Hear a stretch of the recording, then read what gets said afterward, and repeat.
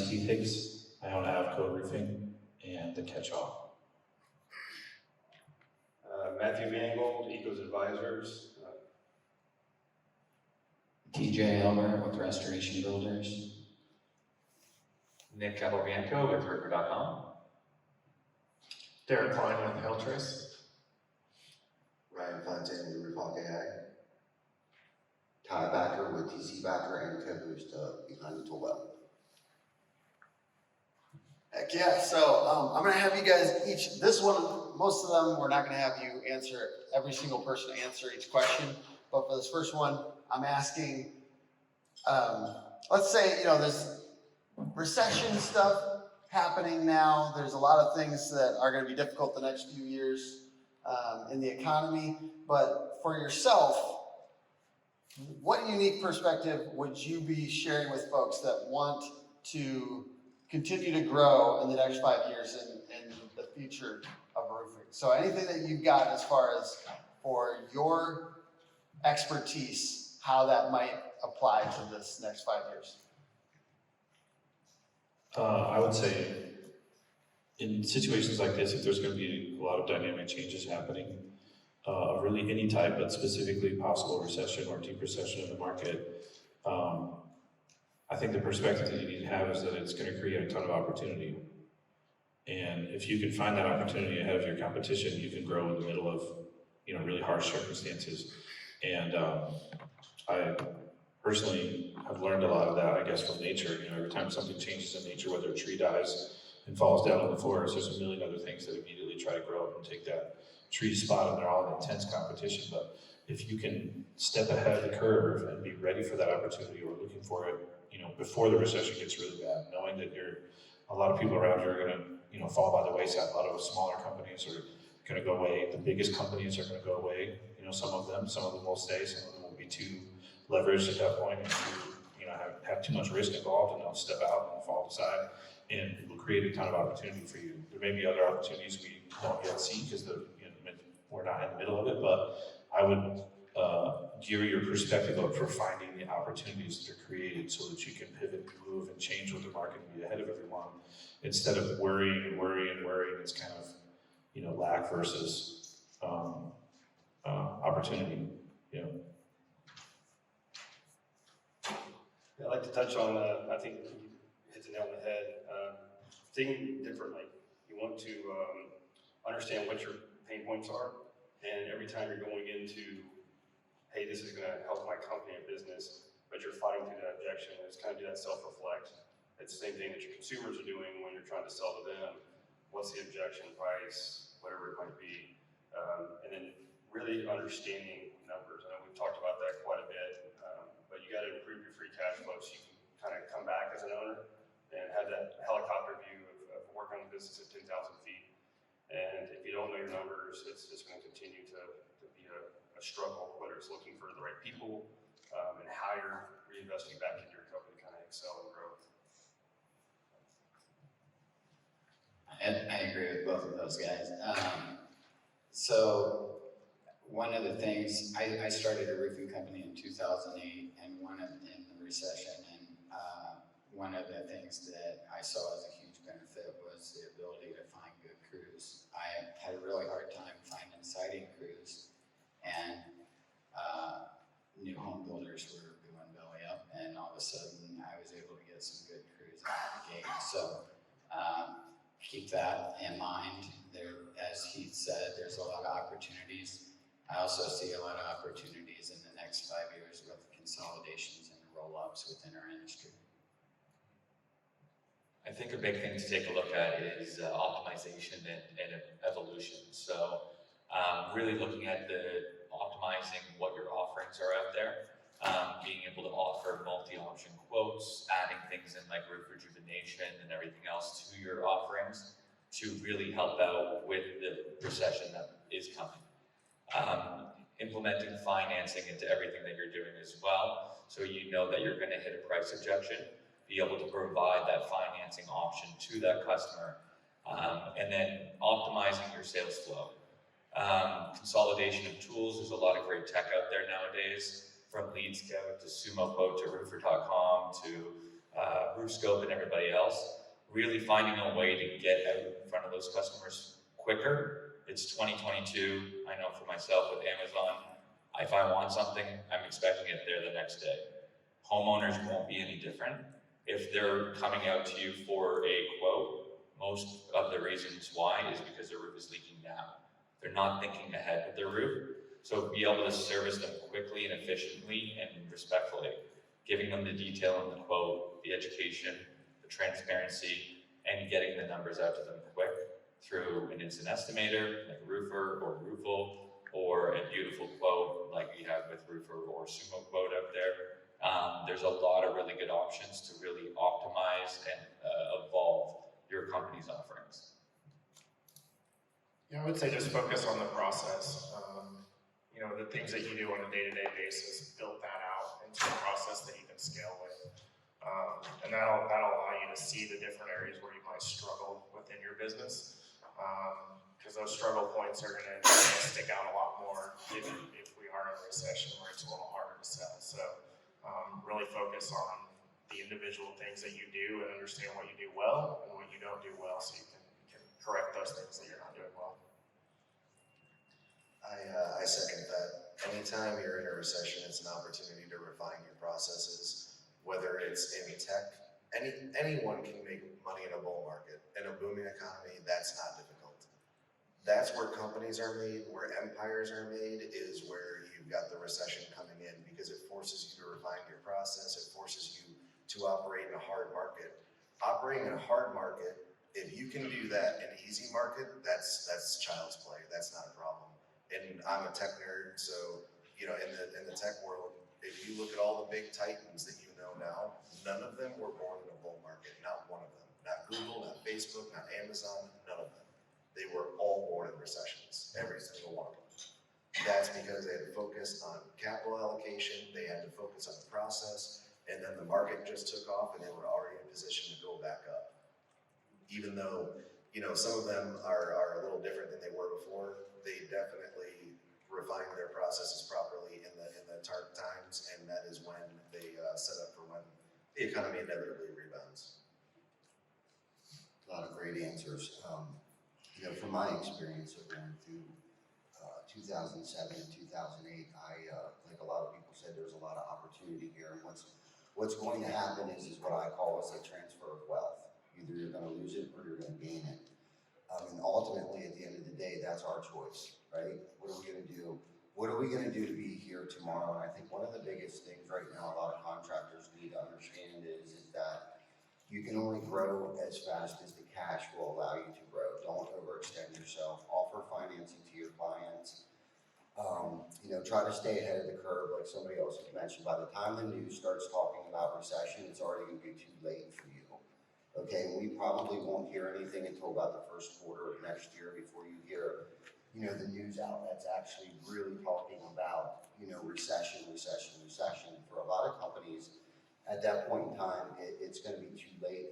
And for those of you that are joining, like this guy that said he's been in the business for 3 weeks, right now is like the perfect time to actually start a roofing business. You're going to learn how to do a lot with very little resources, very little clients.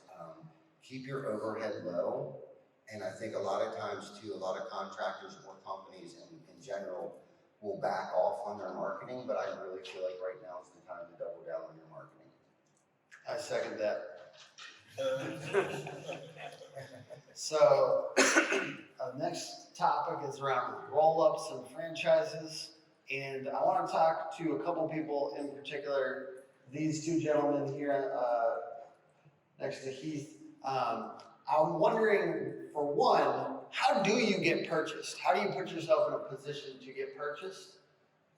And how do people make a decision between those two if there is opportunities to both franchise or be part of a roll-up? How do you make those decisions? And then we'll also talk about how to compete with them after that. All right. So how do you get purchased? You can talk to me. I'm buying companies if you have any interest. But no, there's a few different ways. You know, there's a lot of private equity firms that are reaching out to companies in our space. especially bigger companies that are over 20 million in revenue, those guys are aggressive. There's a lot of people wanting to buy roofing companies with private equity money, and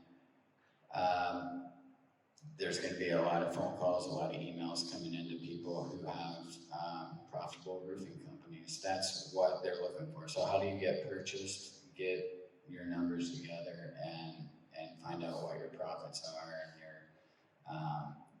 private equity almost exclusively buys off what's called EBITDA, and it is basically how they determine your valuation of your company.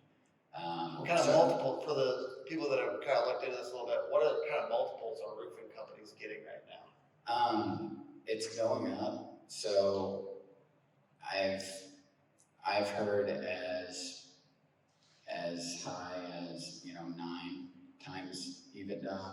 I feel like a more consistent number is anywhere between 3 and 5 times EBITDA as a multiple. So if it was a $5 million company with a $500,000 EBITDA, it'd be $3 million. Can you explain simply 2.5 EBITDA, earnings before taxes, interest, depreciation, and amortization? interest, taxes, depreciation. But can you try to say it in a way that like an average person, because I still don't get EBITDA, and I've been like trying to look into it for like weeks. So, okay, so if you have equipment and stuff, you'll have a depreciation line on your P&L, and if you have any debt, you've got an interest line on there. The easiest, there's really not typically a lot of amortization with, especially residential roofing companies, but if you basically take your net income, your bottom line, and you add those numbers back in, that's your EBITDA. Awesome. Yep. And I'll pass it to you, because if you're not sure what your numbers are, where you're at, then it would be good to talk to this guy. Thanks. Yeah, it's interesting. You really have to kind of set yourself up to, and I always say, the best time to start your exit strategy is when you start your business. Like, what's the goal? Like, where are you going? What is it that you want to do? There's people that have family inside their businesses. They've maybe built the company for 20 years. There's concern for the team. But more so, it is the unknown of like, well, how do I set myself up for the exit? And just as he explained, you have assets and you have liabilities, you have debt, you have income, but really what a lot of I've seen is the free cash flow. How are you going to pay for it? And I think that's where when you understand your numbers and processes, something that looks a little bit better to someone who's looking to acquisition a company are those teams in places. And that's what we basically did as an advisory firm, was helping people kind of get to that point where they're working on their business, not in the business.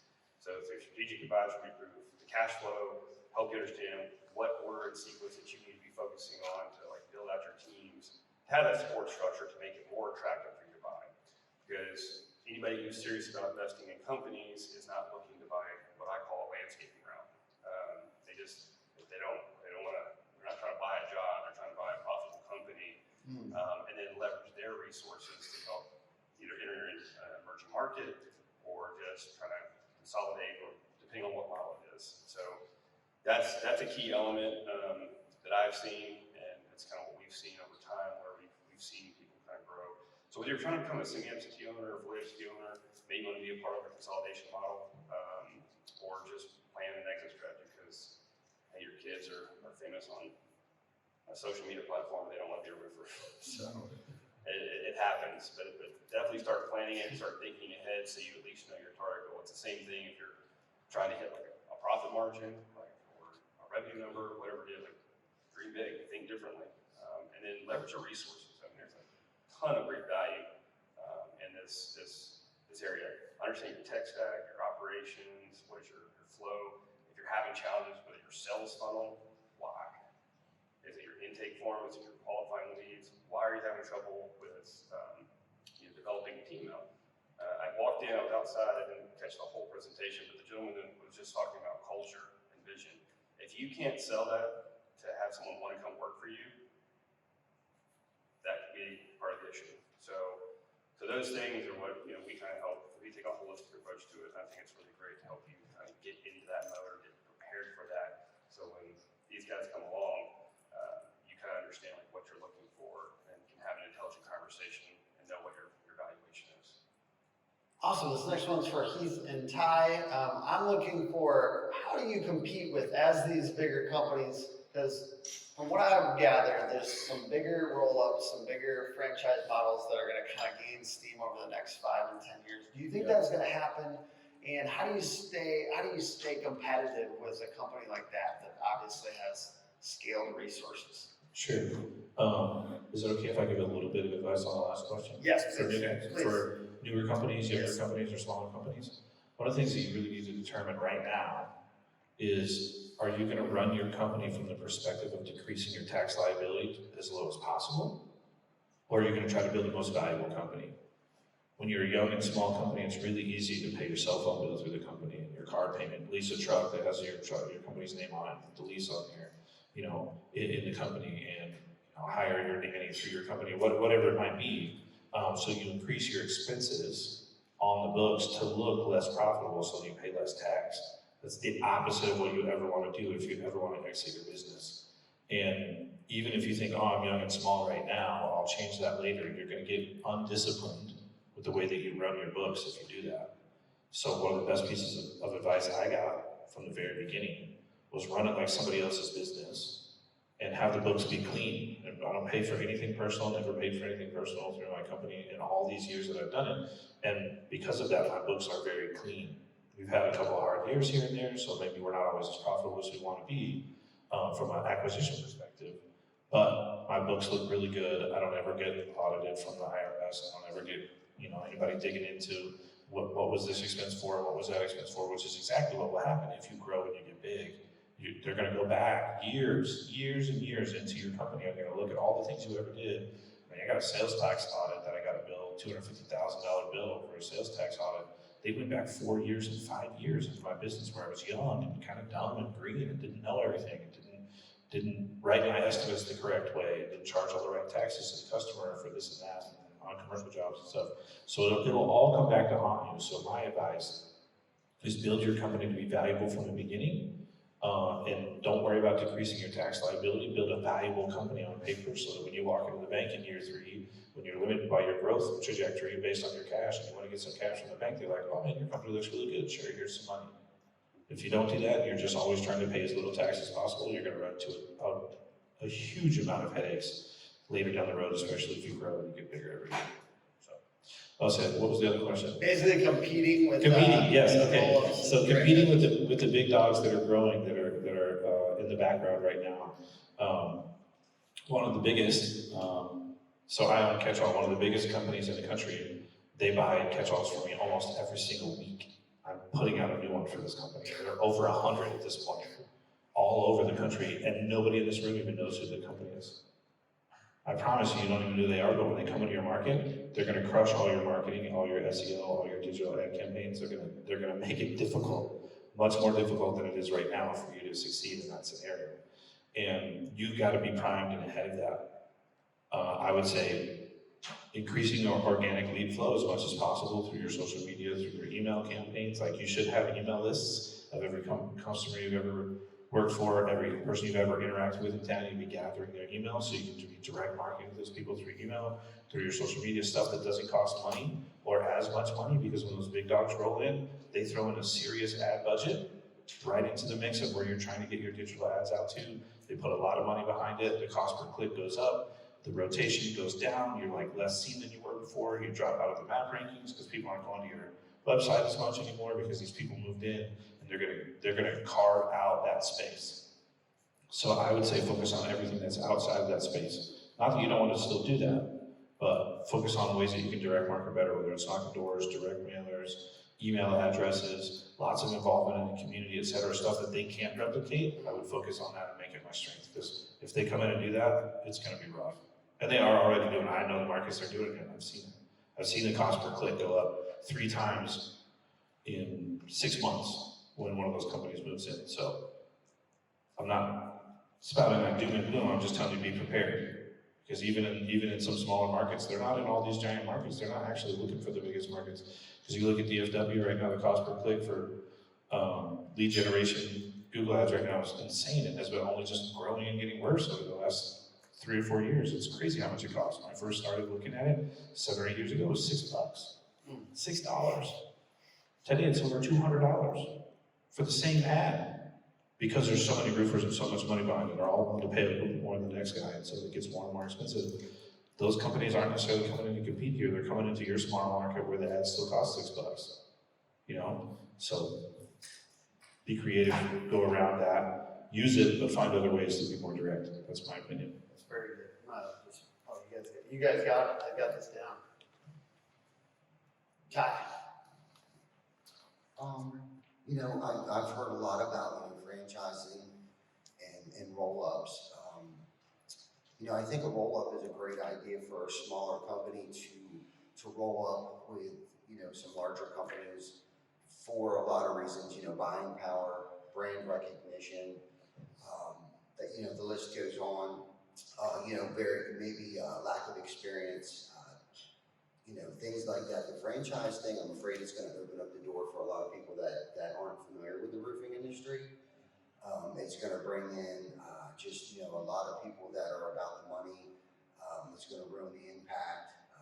I think it may end up having a negative effect, but I don't think it's something that a lot of smaller mom and pop shops really need to worry about. I think, like you were mentioning, if you can find your niche, right, within your community, I still feel like there's a lot of people out there, a lot of homeowners out there that want to go with that hometown contractor, right? So like if you're not doing things within your community, whether it be food drives or just giving back to your community. I know our company does a lot of stuff within our community because of the gratitude that we have for our community, because of how well or how great they've treated us. So we try to reciprocate that gratitude to our community. I don't know what it's going to look like over the next 5 years. I know it could potentially be a little harder because they will have the marketing and the cash behind them to come in and kind of dominate certain markets. But I don't think every little neighborhood and nook and cranny of every county is going to have to worry about it. I think it could be a good thing. The future of roofing is definitely changing. I've watched it change over the past 15, 20 years. And I keep thinking about our company. We've put ourselves in such a great position.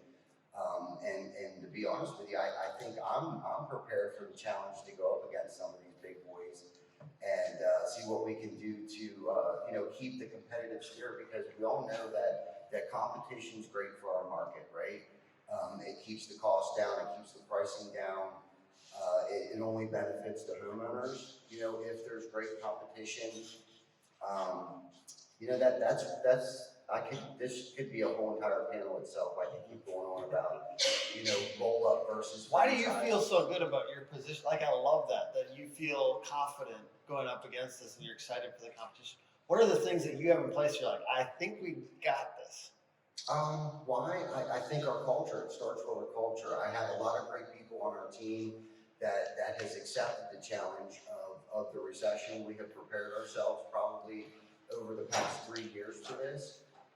I just feel like we've already started to do this. We've branched out into over 6 other states.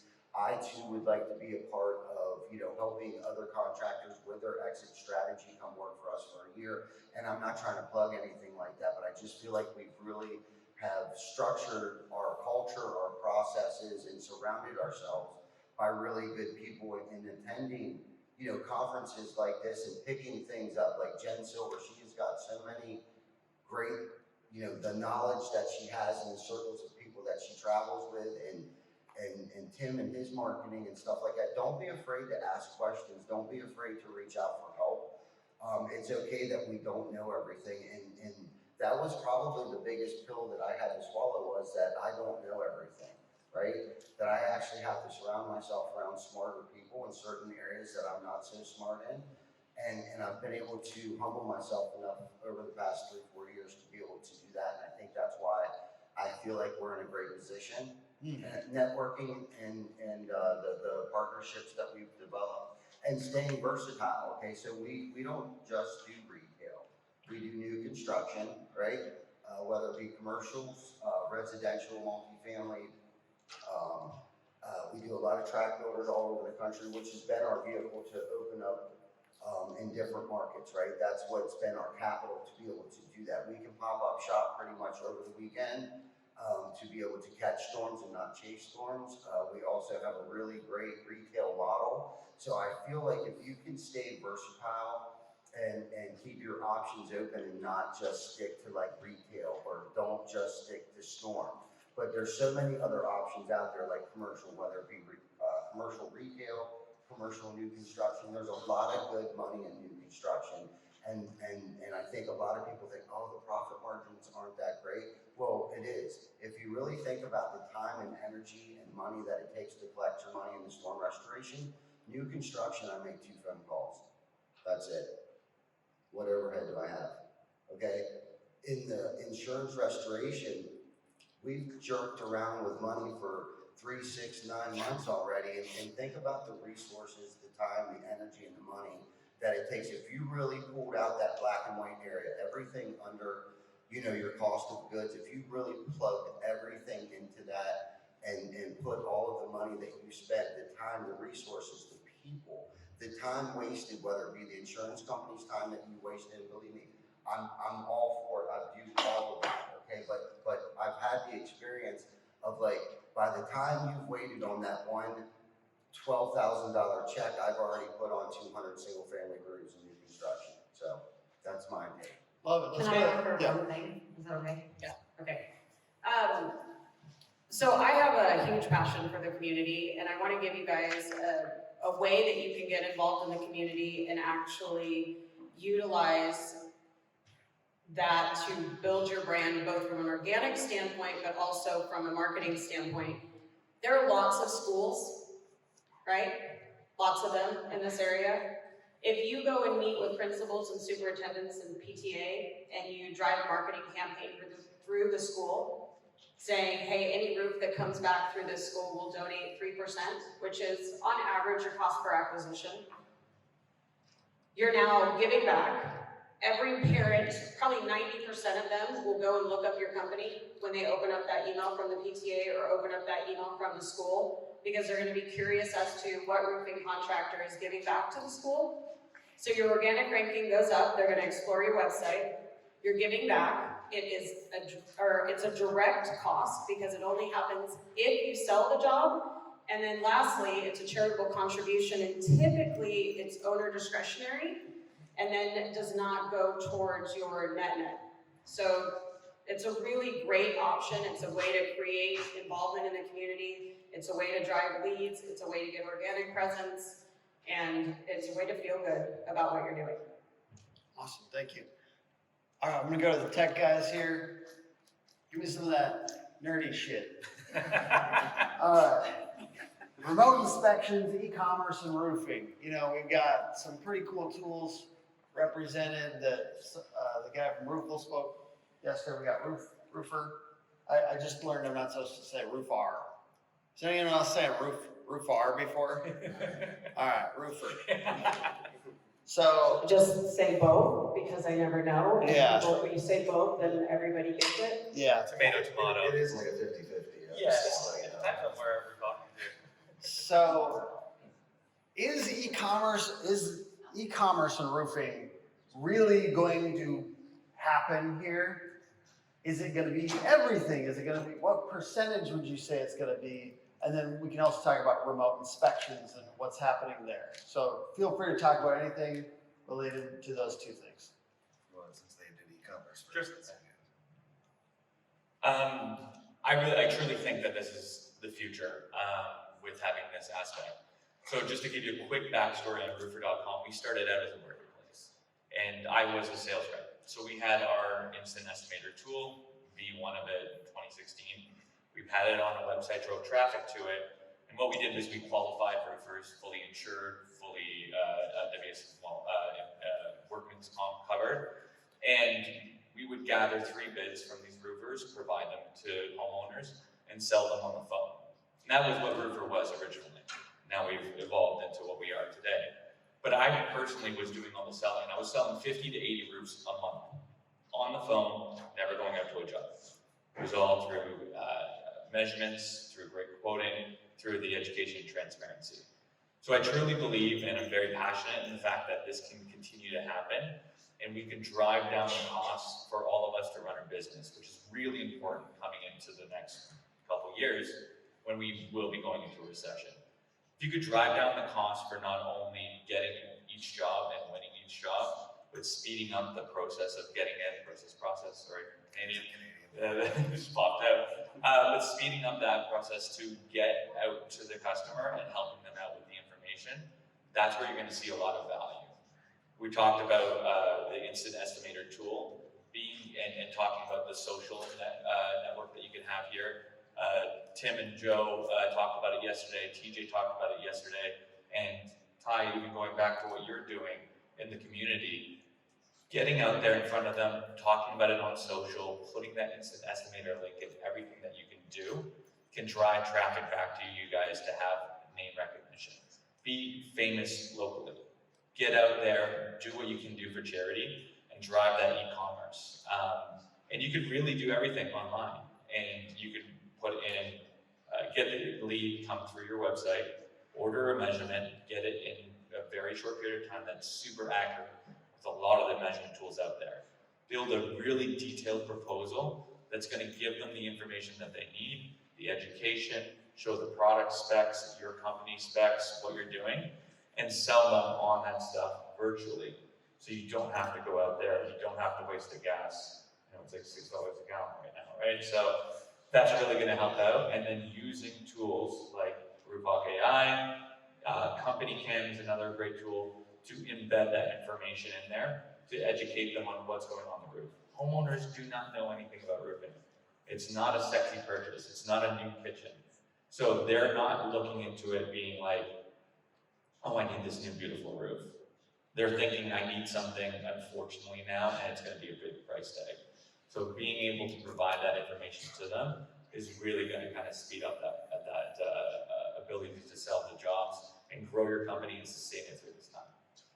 Derik, I want to talk to you for a second, because you don't have a vested interest in either one of these tools.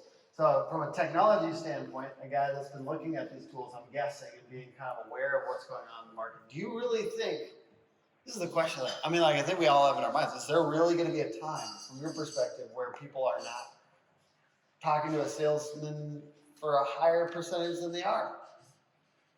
So we're talking about roofing companies do this. I think another angle that is we get to work with both sides. Like I work with carriers too, and so one of the big problems that carriers have right now it's what's called FNOL. Does anybody know what that is?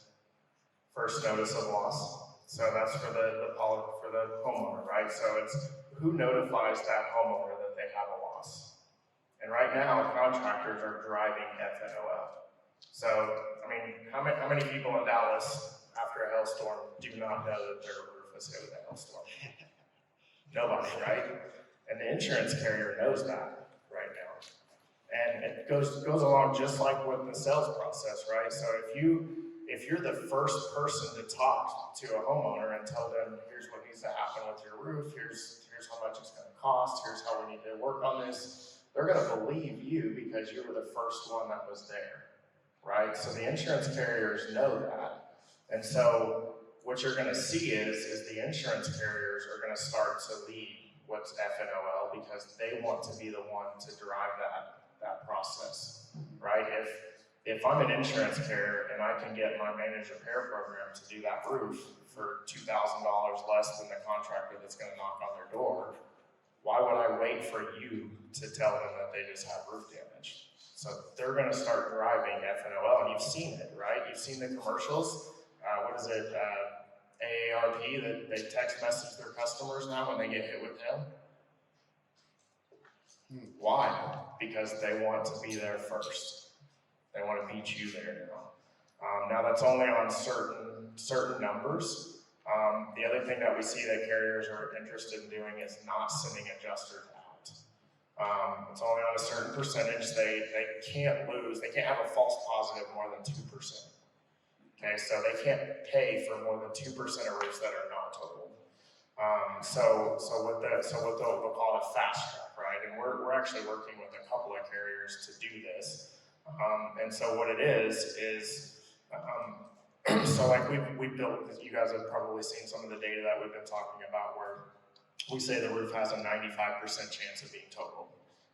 We pulled way more than just hail size into that equation to come up with that number.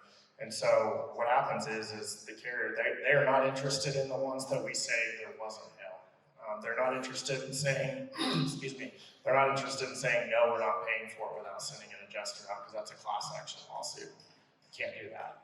But the ones that 95% chance that roof is totaled, I'm gonna save $750 and I'm gonna cut a check.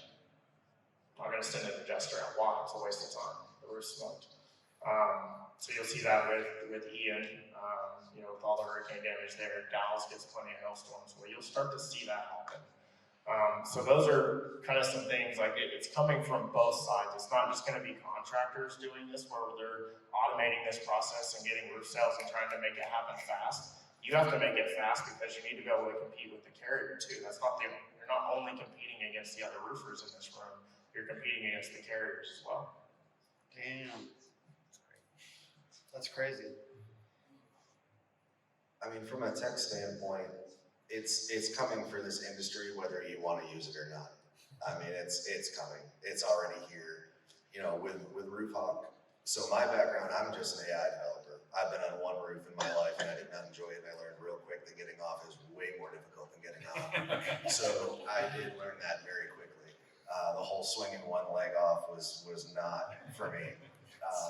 But some of the things that you guys pointed to, the pain points when we first got here, is kind of why RoofHawk is taking off and setting really the standard for it. Finding a salesperson is easy when they're on the ground. We all know people that can sell ice to Eskimos. We all know those people. Now go put them up on a 12-12. They're not going to. But when you put a drone into it and you put AI into it, you shorten the cycle of their training. The AI is trained on more roofs than probably everybody in this room's even been on combined. And it's just going to get better and better and better.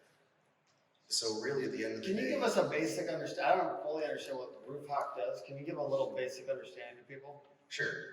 So basically, we're an artificial intelligence platform that identifies everything wrong on the roof.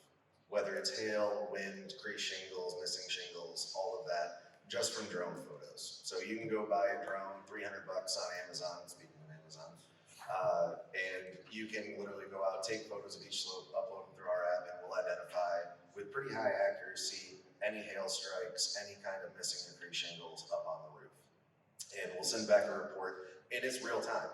You'll get the report back. It's usually 1 minute per photo, so if you uploaded 5 photos, you'll have the report back before you really even leave the property.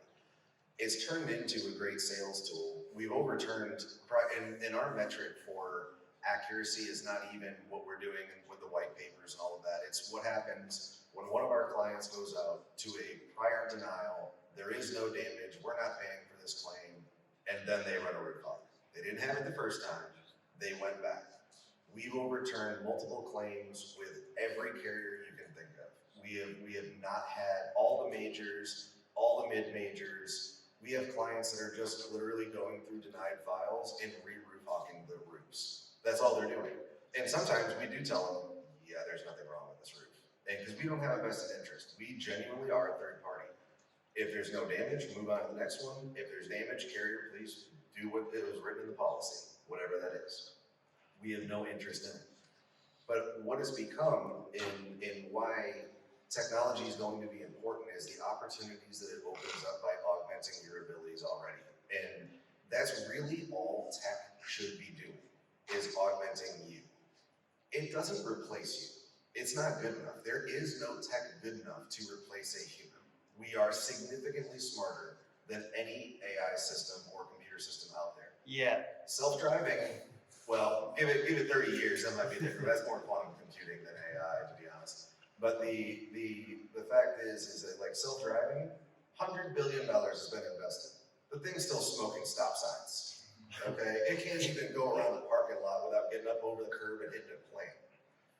It's coming, it's not there yet. So still use as an augmentation tool. And getting back to RoofHawk and Hailtrace and RoofHawk, we just want you to do more with your day without having to go from an 8-hour day to a 12-hour day to get more results.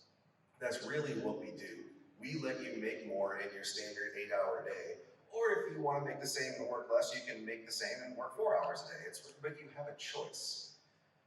Like with RoofHawk, you can expand your sales team easily. It is way easier to find someone to fly a drone, take photos who's good at sales. Way easier. You could probably go find 20 of them today. Not to mention most people think drones are cool, so they want to fly them anyways. So that's an easy one. Then on Sorry, I'm gonna interrupt you here. I wanna make sure that we get to a few of these other topics. And actually, first, before we move on, sorry. doors. I wanted to talk to you guys about this, because I want to talk about now. Because if somebody ran out and tried to implement all these technology tools like immediately, it might be not ideal. Oh, yeah, no. I'm not saying, but what I want to ask is, when do you think there will be less salesperson involvement? Is that already happening now for you two, Ty and Heath? Just a different perspective on this. Okay, so let me make sure I understand your question. Repeat. Basically, you know, in e-commerce and like remote inspections and stuff like that, how much have you seen in your market? Where do we think we are? I'm okay with you conflicting with the tech guys. That's what I'm asking you. If you have a different perspective, or if you kind of agree and this is going to happen, or at what pace? Yeah, so I'm from the old school. I think nothing beats a tape measure, right? Getting out on the roof and measuring the roof. But as far as any type of volume and accuracy and timing, like you were speaking of, I mean, yeah, I can go out and physically measure a roof, you know, maybe 4 or 5 a day, you know, accurately. Now with roofer Christ, I can send out 70 a day, right? And get what, 90+% accuracy on that. Being a human being, I make mistakes too. I make, you know, I'll miss a reverse cable or something like that. So really at the end of the day, it probably washes itself out. I do feel like tech, you know, and I guess the first thing that I thought of was a CRM, right? Like if you don't have a CRM by now, because I know we struggled, how we used Google Calendar, QuickBooks, and all of these other things. So like I have 4 or 5 people entering the same information in 4 or 5 different places that doesn't communicate or make it visible to those that need to see it out in the field. So with a CRM, you can have different types of layers, right? You have the owners, you have the admins, and you got the production side of things. So you have one person putting all of this information to have it show up in all of these other places for everyone to see. So I've noticed for us, that has cut our time, you know, our process in half, if not more than that. So we can actually get our team to focus on other things and be more profitable and be able to scale because of technology. So I know you're pro tech. Give me the like, when do you think, like, if you had to guess, maybe this is for you too, just around like, when will there be less salesperson involvement, I guess, if you were to predict based on some of these like more remote tools? Yeah, Because you're sending out a salesperson to every single job, is that correct? right. Currently? Yeah, we do that. Do you think that will happen, basically, is the other question? I don't think that'll ever become a you know, full-time thing, right? Like where people will just receive quotes, you know, where a salesperson doesn't have to go out, right? I think there's always gonna be a niche or an area where a homeowner just wants that physical contact, even through COVID. I noticed I had to set my appointments longer, right? Like instead of them being an hour, well, I had to make them for 2 hours because people wanted to socialize, right? Like they just want that physical contact. They want to touch that shingle sample, right? They want to see the color swatches. They want to see those things. Now, you'll see with the millennials coming up and through, that may start to change, but at what point in time, maybe in the next 5 or 10 years where I'm just gonna pass this up to you too. Keith, how do you feel about phone addiction? This guy's texting up here. I'm just messing with you, bro. So, I think to get direct to your question, the e-commerce versions of the roofing marketplace that customers may interact with, in my opinion, for the next foreseeable future, will basically be a creative and effective lead gathering tool. I don't know that you'll complete the sale that way. I think if you're offering that service through your website and someone is trolling through roofing companies online and they see that they can get an instant quote, I think some of them, for a little bit of customer education, a little bit of entertainment curiosity, will click the button just to see what comes back, and that gives you a great opportunity to connect with the customer. I don't think, this is my opinion, I don't think that number is gonna be the number that you use to close the deal. I think when you walk in there, there's gonna be a lot of things that are different. But it did get you in the door, so I do think it's valuable for that.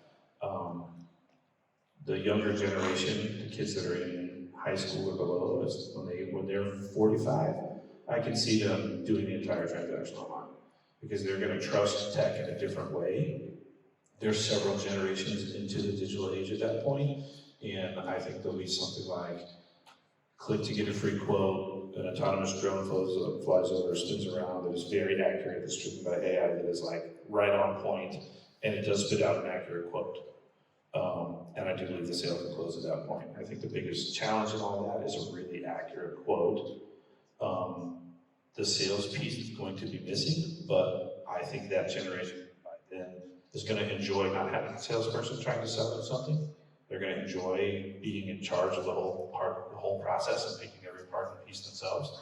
I do think we're a long ways away from that, but I think those technologies being an effective lead gathering tool, depending on your market, may be very effective to slightly effective and kind of a curiosity somewhere between there. Awesome, thank you. We have 10 minutes for questions. Who's got a question for these guys? Yes, Brad.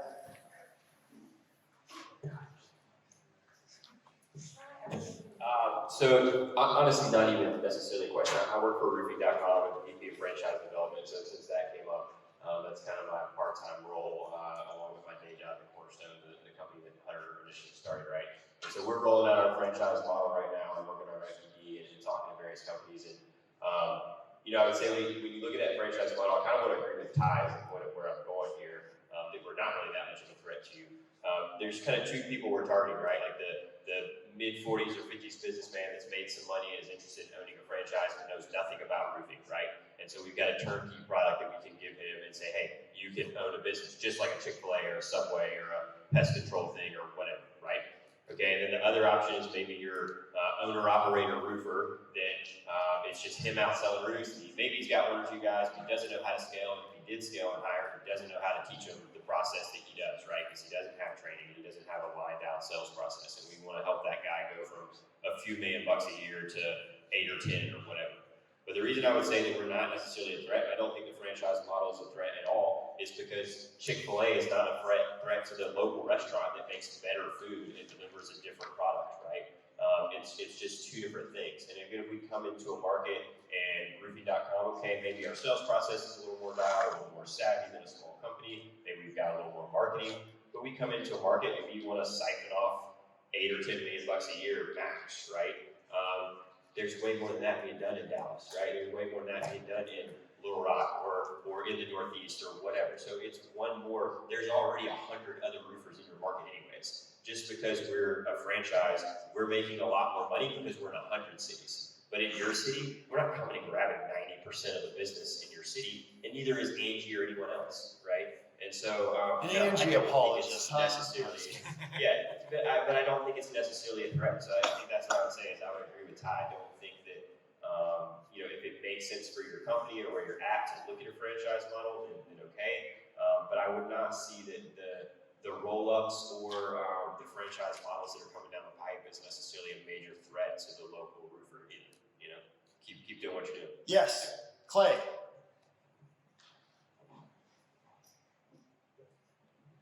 We obviously work with a lot of contractors at Ugly Roof, and I just want to pick, Heath and Ty's brand because we have a lot of new roofers here, and you have like these nuggets you can share. So the two biggest common issues I see is you can't retain salesmen, you can't get salesmen on. So my first question would be, what do you do as big companies to attract salesmen?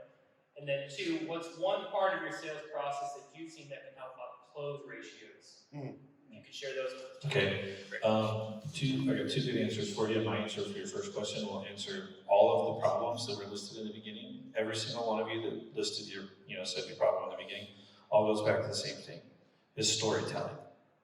Do you have a compelling story and can you tell it? If you have a compelling story and you can tell it, you'll attract people to work for you, you'll attract customers that want to buy from you, you'll retain the people that you've already got because they're a part of a bigger story. If you don't have a compelling story, find a coach, find a mentor, find your why, do some personal development and get something inside of you that you're really excited about, that you're willing to evangelize and proselytize the people around you with your message because it's a strong and good message. If you don't have that, get out of business. If you're like, I want to invest $100,000 and I want to make $250,000 every year and I don't want to do anything because I want to sit at home and I want an easy life, I would not recommend this route. This is not the right route for you. Put it in the market and play video games during the day, but don't try to lead people and recruit customers and deliver high quality service. You're gonna have a really hard time. There's nothing easy about it. But if you have a really strong why and you're very compelled, you'll be driven to do the details and you'll attract the people that you need. If you wanna increase your close ratio, speaking of this tech, I balance the two. So I'm in between the two generations of millennial and what was the next one? Gen X. I'm a zennial. I'm this weird micro generation right in between. They actually done studies. There's a micro generation from 1978 to 1983. People whose brains were formed before the digital age, but got to adopt all of the digital stuff before they were into their maturity. So they see technology very different. I see the benefits of both sides. I see the analog benefit and the strengths, and I see the digital benefit. So for me, one of the things that I would never do is I would never deliver an estimate through an email. I will do it in person every single time. I will make an appointment and I will show up and I will sit down to communicate to that customer. They're valuable enough to hear from me and my product is good enough for me to sit here in front of you and tell you about it. So I would use all the tools in the world to generate the estimate, but I will never deliver the estimate through technology. Yeah, we have that approach as well, and if and we actually state that at the very beginning, if you're not willing to meet with us for an estimate meeting, it isn't worth our time to come out and do an inspection, to be really frank. Now, we have made some accommodations and done some via Zoom. Obviously people got used to that, but we will never email an estimate, period, end of story. There's no point, because you're making it solely about price. And it doesn't matter what value you generated when you were out there the first time, all they're looking at is that bottom number, and you're never gonna win. If you're a good contractor and understand your numbers, you're not gonna win. All right, Ty, if you could answer that, can you say it one more time? And then we'll get one more question here. But Ty has it. Yeah, so two things. How are you attracting salesmen? Obviously, the roof company. How are you attracting salesmen? And then what's one tip you can give to up closing percentage? Repeat that last part again. What's one tip you could give to a salesman or to a company to up your closing percentage? One process or one tool you're using that's helped you to do that? Okay, great question. Okay, so recruiting really it has to do with culture, right, and having a good story to sell. But the second hack to that, and a lot of people don't talk about, is actually following up, right, like cashing that check that your ass just wrote, right? Because people will see through your bullshit real quick. So if you've developed a great culture and have core values and sit with your team and have them create their own personal core values, that has really helped us when we've gone around the room and we didn't leave literally for 8 hours until you came up with your personal core values, right? Because we hire based upon them and we fire based upon them. It's that simple, and it makes it that much easier for us when we have to make that uncomfortable decision that somebody has to go, right? And through that, because of that, we have more people filling out applications than we really know what to do with. One, because we're on social media, we're sharing the things that we do with our community and the giving back, and I think that really attracts people and want to be a part of that because everybody wants to be a part of something great. One nugget that I would give our salespeople is just true authenticity, right? What you see is what you get. We're really not there to, and I know this is a little bit cliche, but I always tell my team to go out and make a friend. go out and make a friend, educate them. We're not really necessarily there to sell you like a used car salesman. We go out and we educate, and we also recommend them to always get free estimates. And I think that's been one thing where I think that makes a homeowner feel real comfortable. Like, by all means, I suggest that you get at least 2 more estimates. All right, one more question here. Who's up? Yes, this gentleman.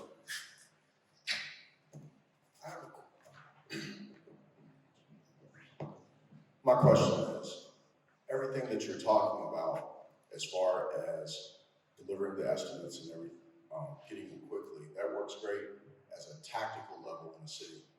My question is anybody at the point where they're using AI to integrate ordering a drone team to a city coupled with the storms, where remotely you're coupling all that and deploying a team based on the storms using AI to chart the greatest chance of sales, highest profit margins?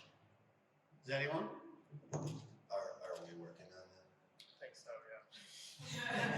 Yes. We actually, so us 3 are all integrating with each other, and we're gonna be using Hailtrace, because they have the most accurate data to put you on target very quickly. And that way you have the greatest chance of getting to the property first, but also with our accuracy, knowing what there is. And one other aspect, of course, then you can go to the estimation and the measurements and everything else, all in kind of one fell swoop. That's gonna be coming out a little bit. We're just going through the integration processes now.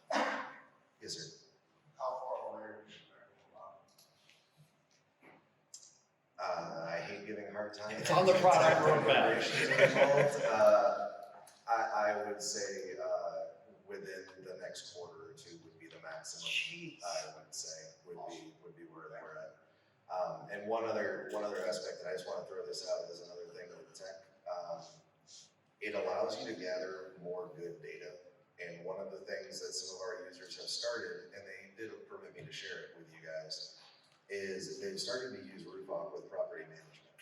Meaning they'll go out on a residential structure, look for damage. Obviously there's not always damage there, but then they sign up the homeowner and be like, hey, we'll be out in another 6 months. We'll be out in another 6 months. And eventually you're gonna catch a storm to catch, your phrase, instead of chasing a storm, you've been out there 7, 8, 9 times with the drone monitor. They're not calling anyone else. Like, they're going to call you. So that's where technology, again, getting back to augmentation, it allows you to do so much more with your time when you use it right. But the key is, use it right. Getting back to what we were saying, don't try to get every tool at once. That's not gonna go well. That doesn't go well at any level of tech. Pick your process first, find the tools that fit in with your process, and go from there would be my best advice. Yes, please. So I have one question for Derik specifically. So when you're looking at maps for this year, and I listened, we talked earlier, it must have been in February, the first one, Industry 1 model, we were doing some predictions, and storms just didn't hit other than Minneapolis. What do you see happening from a transition standpoint? There's all these different things going on, and people are saying it's global warming, it's this, it's that. Like, what really is it, and what can we expect from a hail perspective over the next, year or 2, in your opinion? I realize it's the weather. It is the weather. So the one consistency that you can see with the weather is it tends to go in waves. We don't really know how to forecast the waves is the hard part. But if you look back over even just like the last 20 years, so if you take like the average amount of hail the U.S. would receive, and you do this for hurricanes too. So if you take the average amount of hail that the U.S. and then you post each year, is it average, below average, or above average, right? So like this year, believe it or not, most people would probably be shocked, but this year is going to be really close to average. This year will be an average year. Now, as far as that doesn't mean that the hail actually hit anything. So for people in Texas, you guys are probably like, this year sucked. This is horrible. Like, it's hardly hailed at all. Same for Oklahoma, same for Colorado. So most of the big markets that typically get the most hail did not get hit this year, but Des Moines got hit multiple times. Omaha got hit. Minneapolis got hit. There was some big hail in Florida this year. There was a lot of hail in North Dakota and South Dakota, and that just tenderizes the cow, so it doesn't do a whole lot of stuff. But if you look at the waves, so typically what you'll see is we'll go through cycles where we'll have out of a 5-year period, 3 or 4 of the years will be significantly above average. And then you'll go through cycles where you'll have, I tend to see that the below average tends to happen on longer cycles. So you might go 5 to 7 years where it's below average.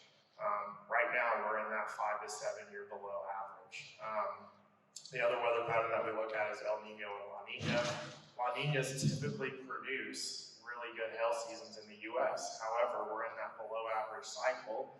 We've been in a La Nina now for 3 years, and we've had below average or near average years every single one of them. So, again, it is weather, but I think that overall wave and cycle plays a bigger role than the intermediate, like the daily cycles. For hurricanes right now, we're obviously in a really, really active cycle for landfalling hurricanes in the U.S. Since it started in 2017, and it's been super active. If you go before 2017, though, the U.S. I think went 10 or 12 years without a major hurricane making landfall, and it was the longest stretch in recorded history. So again, it ebbs and flows, and the weather it literally is waves. If you look at our atmosphere, it's like an ocean of water, and so it acts like waves. And so I think there are these big, massive 10, 20, there's probably 100-year cycles that we also don't know how to quantum or how to actually visualize how those work. But right now we're in that below average wave. Again, like I said, 5 to 7 years is what we usually see. This below average wave started, we had one above average season in 2017, but we've been below average since about 2014. So we're in a pretty lengthy cycle of being below average. Nick, do you want to say what you were going to say there before that? Yeah, just real quick, and going back to like people talking about like getting salespeople, utilizing tech along with like the old school way is what is going to actually streamline your flow. It's going to allow you to be able to get out and do more in those hours, like we were saying over here. So there was a point to this that I forgot, but it's all good. We got time for one more question, I think. Does anyone have one?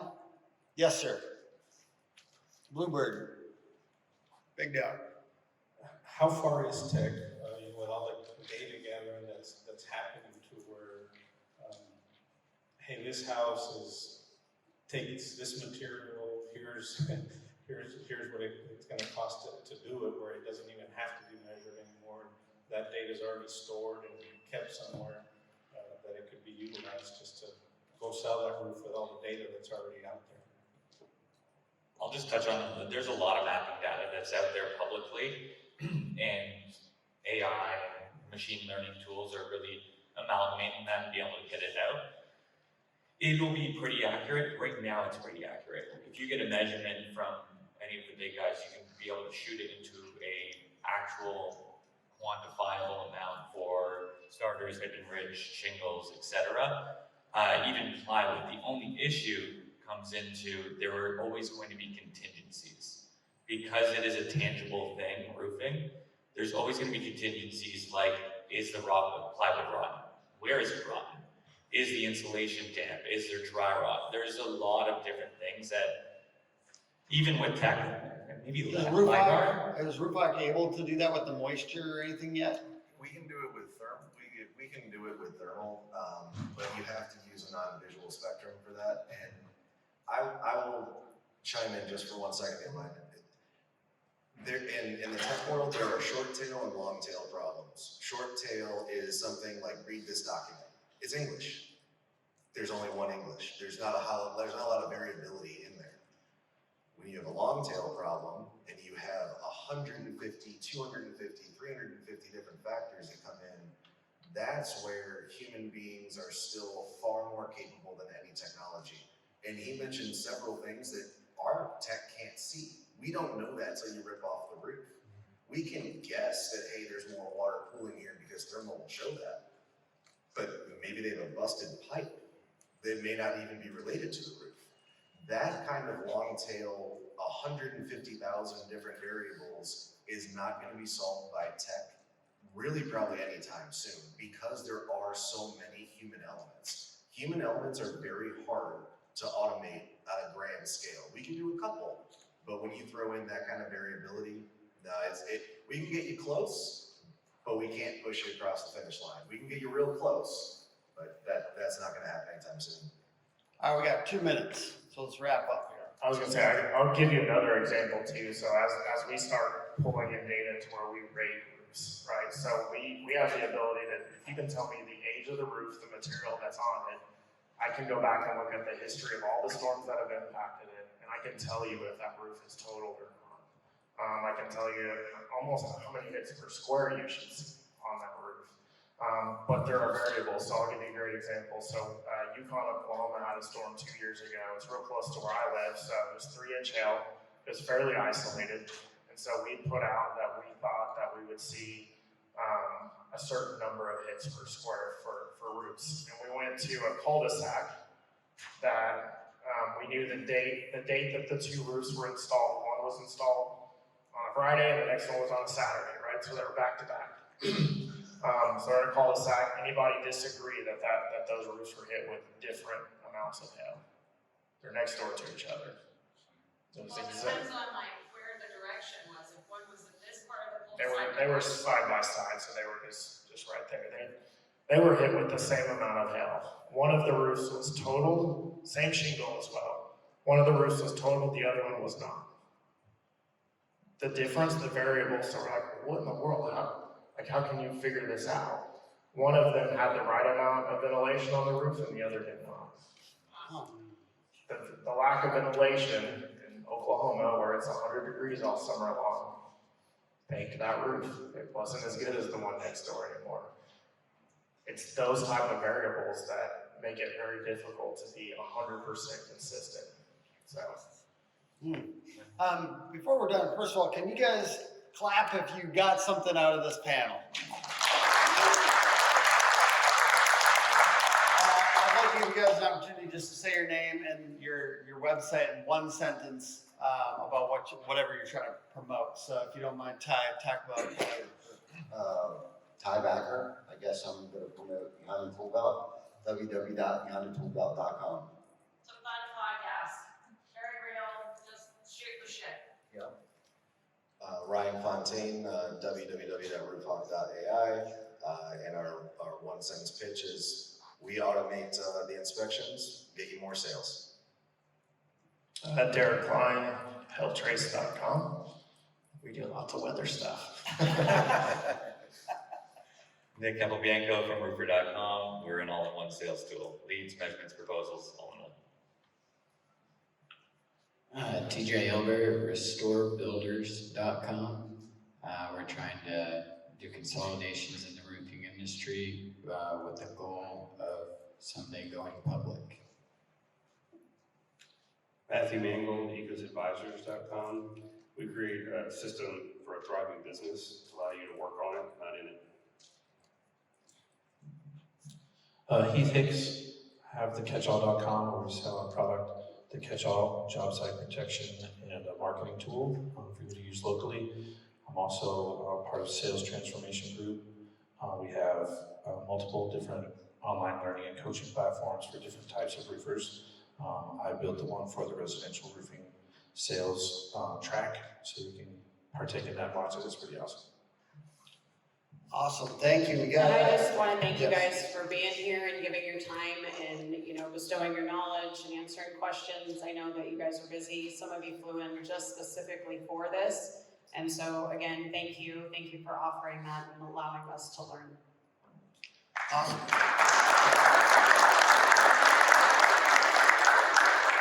Yeah.